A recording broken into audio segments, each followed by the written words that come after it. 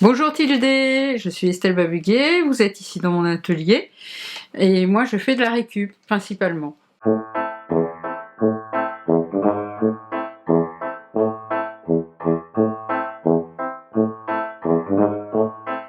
Alors j'ai commencé essentiellement en faisant des collages,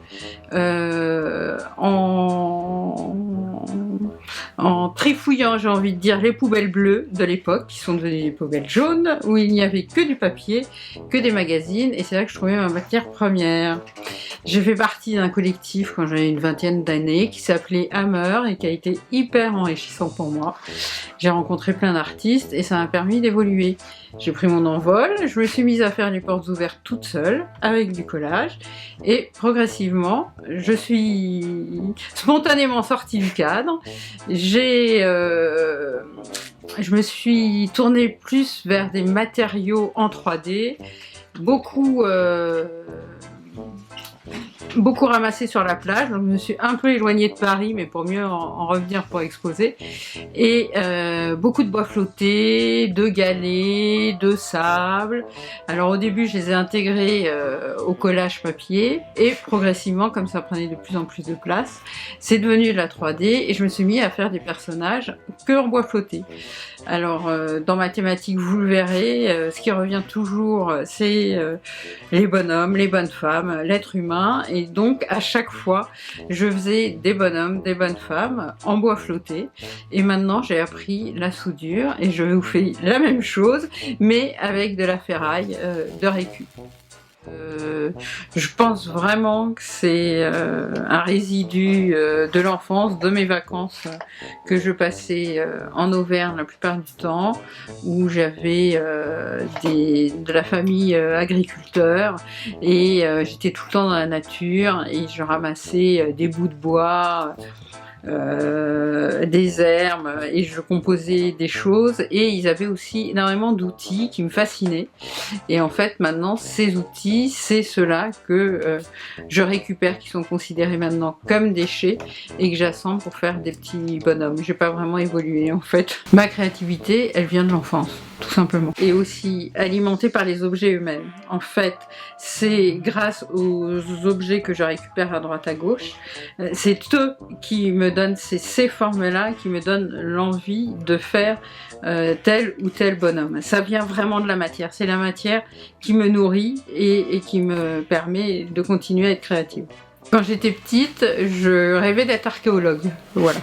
Après, plus grande, j'ai voulu faire du montage, chose que j'ai réussi à faire, et c'est la même chose que la récup, puisque c'est assembler des images, alors que là, c'est assembler des objets. Quand je suis dans mon atelier, que je suis en train de souder, que je meule, que j'utilise ma perceuse et tous mes petits outils de bricolage, je suis comme une enfant qui, pareil, jouait dans sa chambre, c'est exactement la même chose. Donc j'oublie tout et je suis sereine et super heureuse. Ça a quand même à voir avec le passé et exhumer aussi des objets, donc quelque part j'y suis peut-être parvenue, mais alors d'une façon très détournée. Alors, je suis à Belleville depuis 1999. C'est une réelle volonté. Avant, j'étais pas très loin, parce que j'étais rue de la Fontaine-au-Roi. Je suis passée de la rue de la Fontaine-au-Roi à la rue des Cascades. Il y avait quelque chose avec l'eau, j'ai remonté le courant. Mais c'était une volonté parce que je voulais vraiment participer aux ateliers d'artistes de Belleville, et particulièrement aux portes ouvertes. En fait, c'est grâce à cette association, pour la première fois, j'ai pu montrer réellement ce que je faisais en solo et non plus en collectif. Et c'est aussi cette vitrine qui m'a permis des collaborations avec d'autres artistes, comme par exemple Jérémy, qui est un street artiste qui est venu aux portes ouvertes, et c'est comme ça que s'est fait aussi la rencontre. Donc pour moi, les portes ouvertes sont très importantes, même par rapport au quartier, et j'espère qu'elles vont survivre longtemps, notamment grâce aux portes ouvertes. Cette année, comme d'habitude et comme depuis 1999, je vais ouvrir cet atelier à l'occasion des portes ouvertes de Belleville du 28 au 31 mai, et vous serez les bienvenus de 14h à 20h. Le projet idéal que je pourrais avoir, c'est sans doute d'arriver à animer mes petits bonshommes et mes petites bonnes femmes.